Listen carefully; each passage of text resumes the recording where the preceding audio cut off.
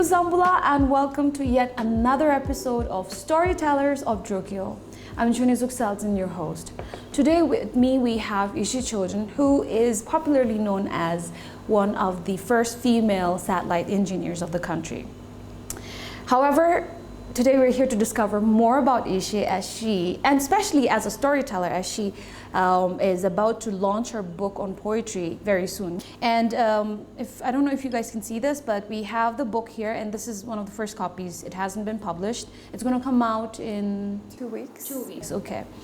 But Yeshe is a very popular figure. I would like to believe that because she is an example to a lot of the young children right now as women, as a woman in STEM. Yeshe has been an open advocate for girls in STEM, and it's inspiring to a lot of the young girls especially. But Yeshe is now exposing a different side to herself, which is why we have her here on Storytellers of Drukyul. Yeshe, first of all, I want to ask you, how do you feel being a woman in STEM in a country like ours right now? I feel it's a very interesting time to be a woman in STEM at this point in time, especially in our country, because as you may have felt, our whole country's direction of development and advance is steering towards technology, because technology is seen as one of the inevitable components of the 21st century, and that will take us forward as a nation when we try to achieve our development goals. So to be in an interesting and a very promising field, and also to be a woman in this field, it feels great right now, and it feels like there is a lot of impact that one can make by being in this field. And also as a woman, because in other countries women have not been involved in this process from the very beginning, but in Bhutan we have been engaging in this, and I have been one of the first few satellite engineers, being a female. So that gives me a lot of pleasure, and it feels good to be in this position at this time. It's always inspiring to, this is, I think, I've interviewed Yeshe before, and it's always inspiring to hear you and see your passion for your work. But now you are coming up with Embrace, right? And this is a different side to you that I think a lot of the people, for lack of a better word, your fans, a lot of the people who are inspired by you don't know. And I want to, before we dive into the book, I want to know, how have you kept that passion of writing alive while also doing some really serious studying? Yeah, so that is exactly why I think I have gravitated towards writing as well, because my field is very technical, my work field, and I always interact with a lot of engineers, scientists. We talk about formulas, the forces, technical subsystems of a satellite and so on. So writing is exactly that part of my life, which gives me a break from that, and also it helps to take me into a world of creativity, imagination, and wonder and romanticism, which is, I think, it gives me a good relief, and at the same time it makes my mind more flexible and malleable, so that I'm better able to deal with my technical world. I see. Were you always a writer? Did you always enjoy writing? I don't think I have always been a writer, but I have always been a reader, and I've always been a lover of languages. I share equal love for English as much as for Dzongkha. I think I love Dzongkha more than I love English, actually. Oh wow, okay. Yeah. And I think I have developed this affinity for languages when I was very young, because I used to spend a lot of time with my grandparents, and during the time when I was growing up, I think my mother had a second child, my sister, and she was not able to look after both of us at the same time. So I was the one who was kept with my grandparents. And my grandparents, being the traditional and very old school people that they are, we always used to have a lot of very interesting conversations. And the kind of Dzongkha that we spoke at that time is very different from how we speak right now. So in the past we used to, or at least when I have conversations with my grandparents, the tone of language is different. We have the regional accents at play. Then we also have a lot of loses and chetams, you know.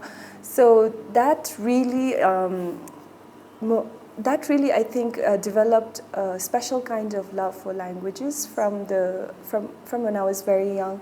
So I think when I started going to school and learning English as well, I fell in love with English equally, the English language equally. And then I started reading fictional stories. Then as I grew up, I started reading a lot of nonfiction as well. So as you mentioned, I think I wasn't always a writer, but now I think I feel like there's something in me that I want to share to others.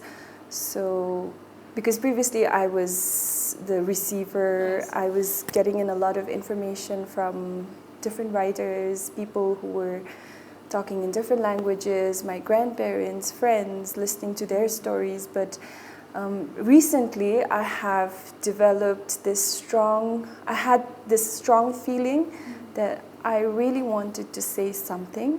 And this is when I started writing and eventually decided to publish some of it. It's a recent movement. It's a recent change in you. And you decided to go with poetry instead of writing essays or short stories. Yes. Why poetry? Yeah, that's a very interesting question, and I've been wondering as well, because when I started working on this book, especially the publication part of it, many people questioned me why poetry, and many even discouraged poetry as well, because they think that from a sales point of view, novels do far better than poetry. And I don't know, maybe that's a good thought to process as well, but for me it just makes sense with poetry. For me, in order to be able to tell somebody something, I need to understand it first, and I need to feel it within myself. So when I write in a novel kind of a language, I don't get the impact of the message that I'm trying to bring across. But when I put it in poetry, and when I put it, like line by line and in a verse kind of an arrangement and so on, and when I reread it myself, then I feel like, yeah, that's what I mean. But yeah, so I'm sure you did not think about the marketing point of view, just like you said. There are people who said maybe poetry is not the best way to go about it, but you just wanted to get your message across. You just wanted to share a little bit of your journey or your experiences. So, and poetry is what stuck out to you. It just rang that bell. So in the book, of the copy of which we have, one of the first copies, what have you written about? Is it about science or women or what else? Like, or maybe it's completely different. Yeah, completely something different. It's not completely different. I think it is a very cliche topic, which is love. Oh, okay, okay. Yeah. But the thing about love that I talk about in my story or through my poems is I guess you could call it a romantic love, but at the same time it is, I don't know, maybe it's because I come from a science background, but I still see love as a universal force. So I talk about love as a very strong and powerful force, even stronger than maybe gravity or things like that. And being that very strong force, it also inevitably affects all of our lives in a very powerful way. So I talk about love that is accepting not only yourself but everyone around you, and accepting, having the love as the strength to accept yourself and others as who we truly are. Now I have to ask this because it is about love. Does it draw from your personal experiences, or it is more of a wishful thinking kind? I think it would definitely be coming from a lot of my personal experiences, of things that I went through in the last 28 years of my life. I've always been a thinker, and more than that, a questioner, if there's even a word like that.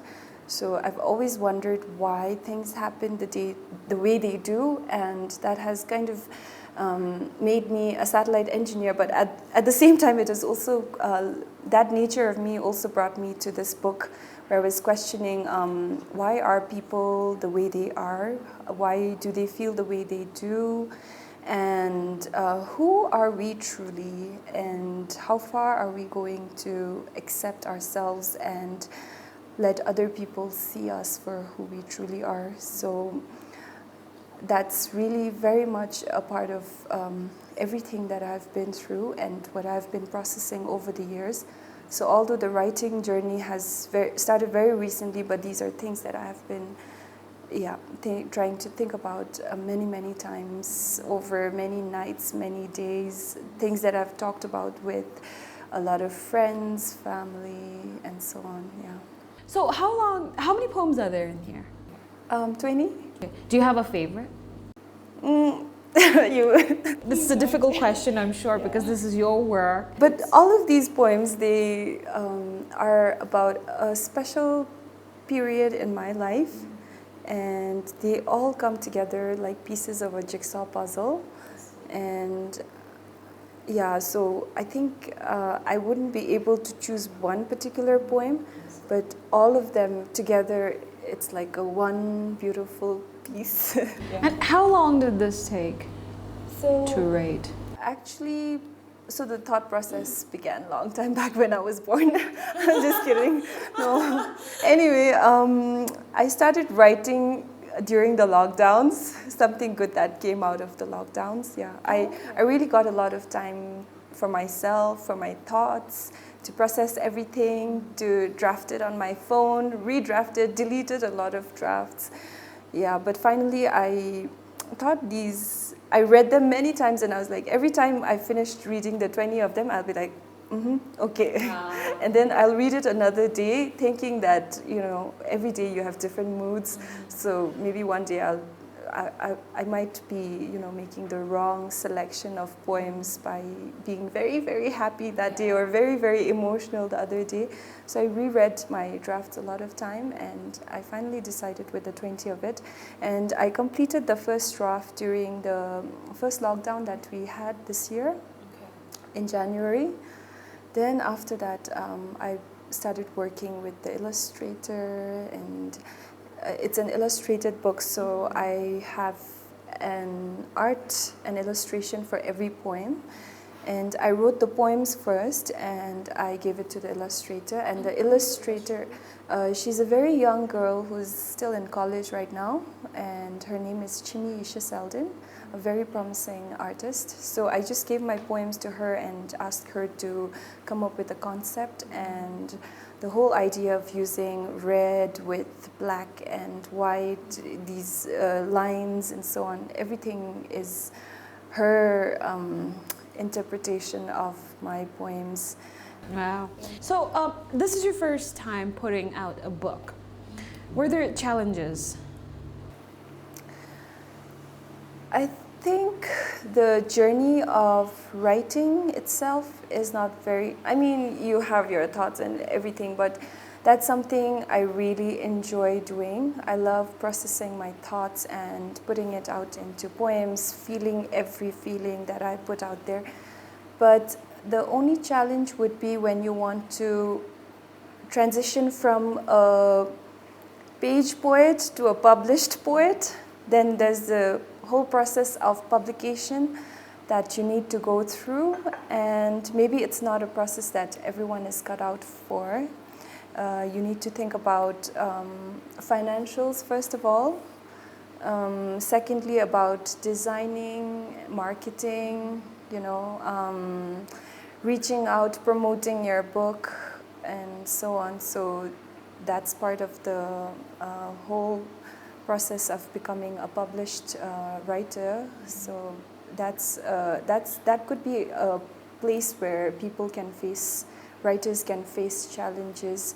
But the writing itself, I think, like any art form for an artist, I think we don't feel that we're working really hard towards it because we love every single part of it. So even if you're staying up in the middle of the night thinking about what is that one word that would exactly fit into the second verse of the poem, we don't feel that we are burning out or anything. But the later part, which is from meeting the printing press to organizing your book launch, that is, especially for me, that has been very stressful.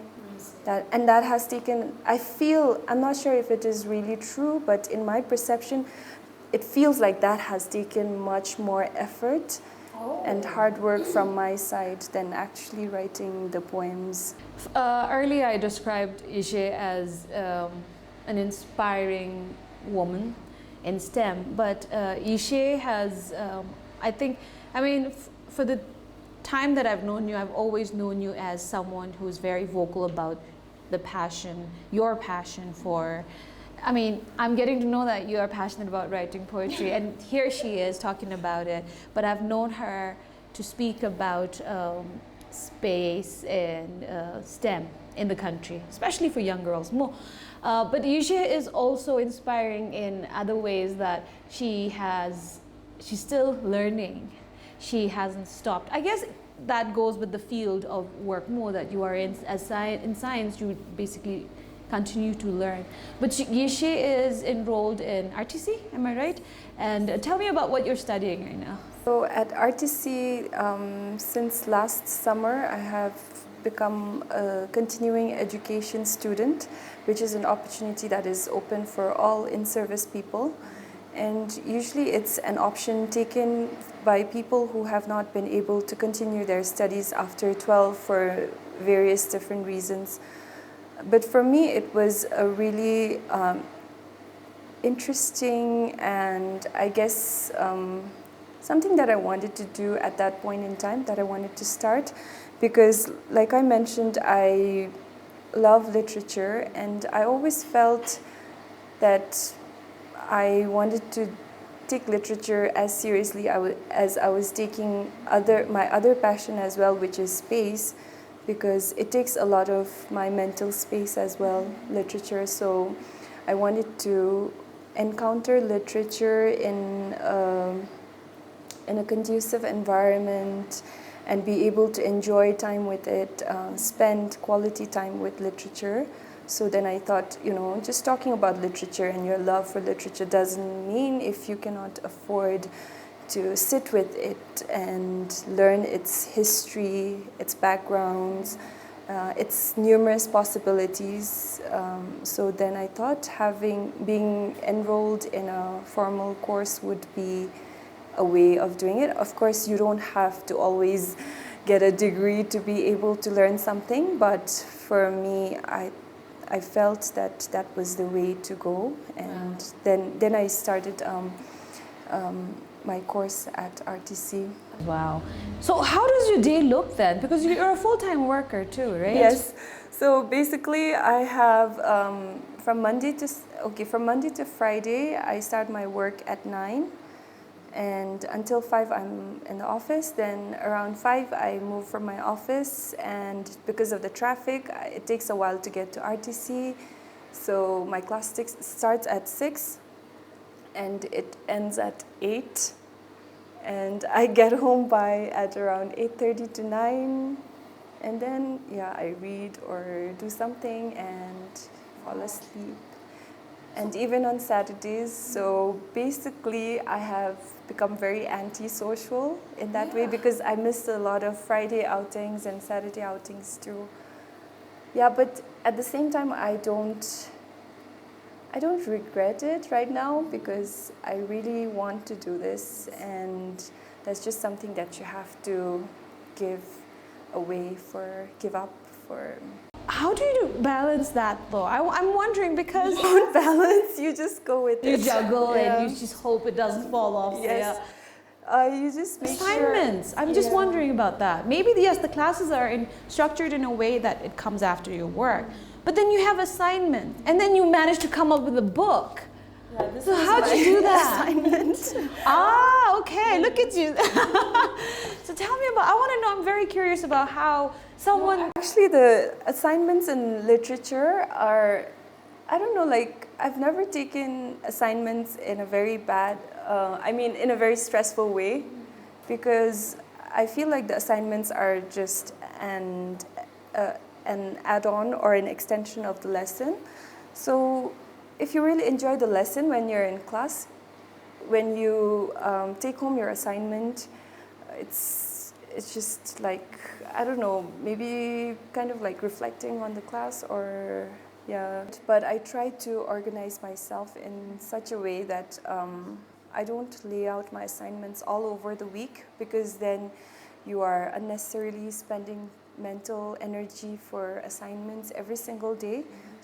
So I club all my assignments very close to the deadline.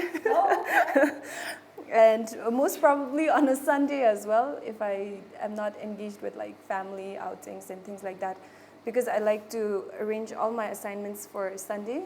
And then on Sunday, I'm just sitting at home and doing my assignments like one by one, because then it leaves your head free of assignment anxiety for the rest of the week. So we end up wasting a lot of time just by thinking about something and not actually doing it.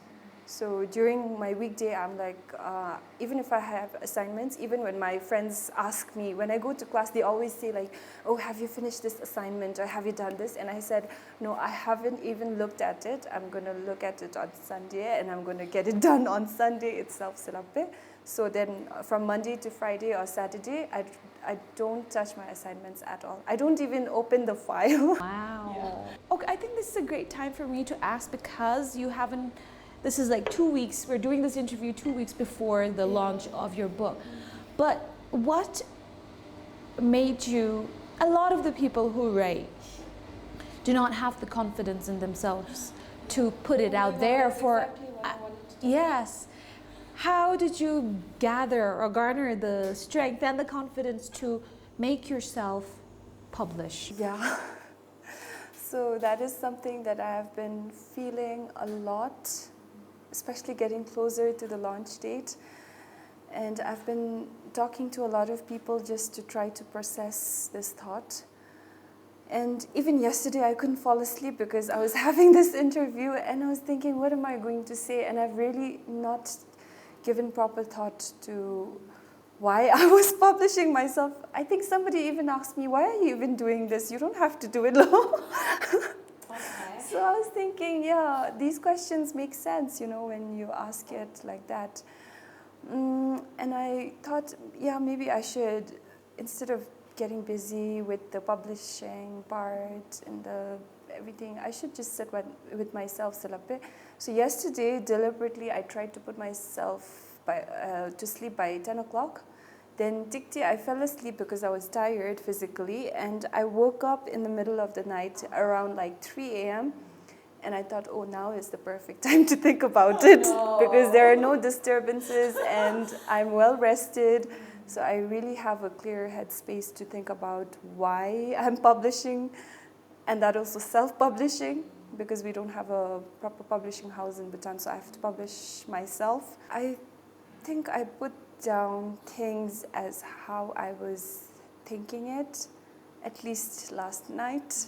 I'm not sure if it's going to remain the same hereafter as well, but at this point in time, what I really feel is this whole journey, this book, this gesture of publishing is really something that is marking a change within myself.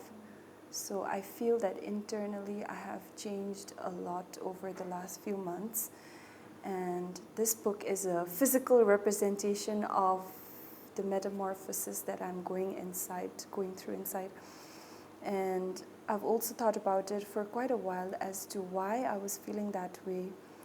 And the thing is, I'm not sure if this happens to everybody, and I might sound like very delusional, or I'm not really sure if this makes sense at all, but what I feel is that we all have this tendency to project an image of ourselves. Who is me? And I am Salabid. Then we try to paint a projection of ourselves, and we try to fit into that and live with that. But recently what I've been doing is I've also seen other aspects of myself, and I think through this process I have discovered a quality within myself that is something that I want to take forward with me, and that is very true to the title of this book as well, Embrace.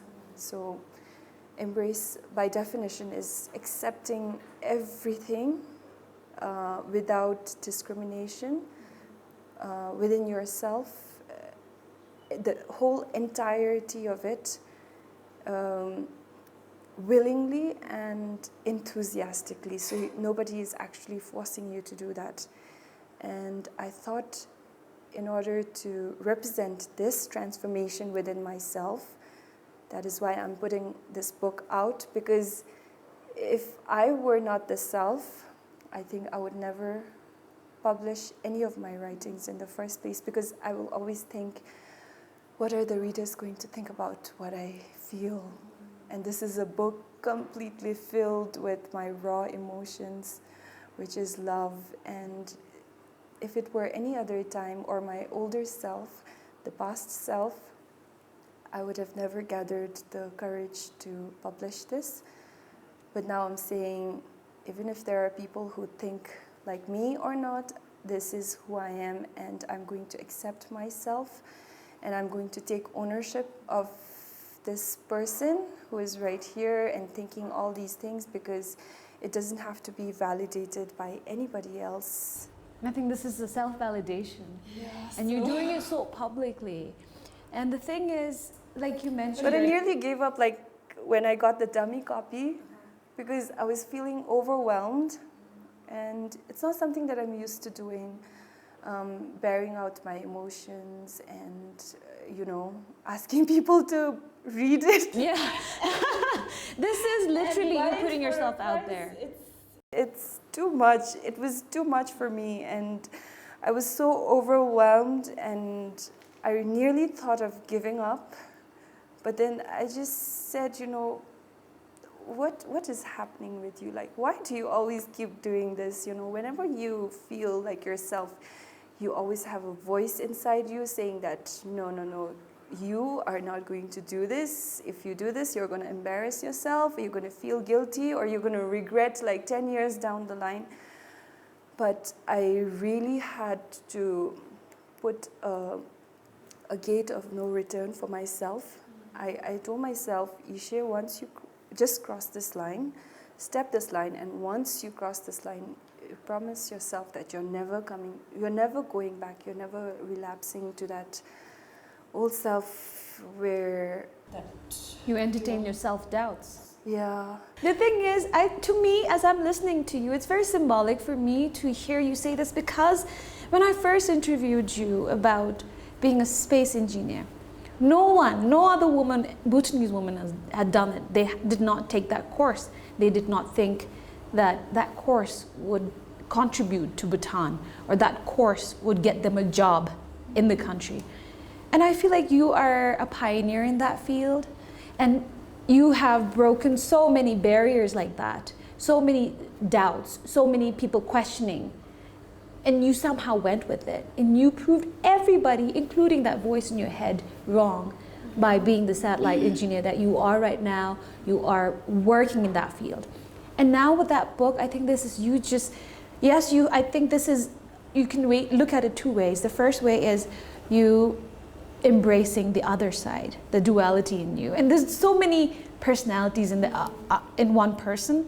And I'm glad that you have put it that way, that this is you embracing your other side, the romantic, sentimental, emotional side. But the way I see it is, this also goes and just reiterates the fact that you have always proven that negative voice in your head wrong, because you're doing it again.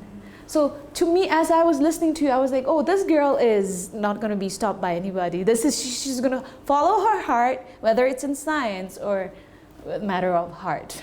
So I am very happy and very proud for you, and I hope you don't listen to the voice that tells you otherwise. And I wish you all the luck. And I hope you continue to write, because I think for someone like you, to whom everybody, especially, I always reiterate this, that there are so many young eyes on you. They look up to you. And I'm glad that you chose to elaborate your identity and put it out there, so that every girl who loves science doesn't hesitate loving other things. There are so many things. You just put yourself out there, and you've just told the new generation that, you know what, a girl can be so many things. So just take it that positively, and I wish you all the luck. Thank you so much for coming to the show and just sharing this, and I wish you all the luck. And with that, I'd like to thank you for joining us for this special episode of Storytellers of Drukyul. I would like to invite you to join us for our next episode. Up until then, bye-bye.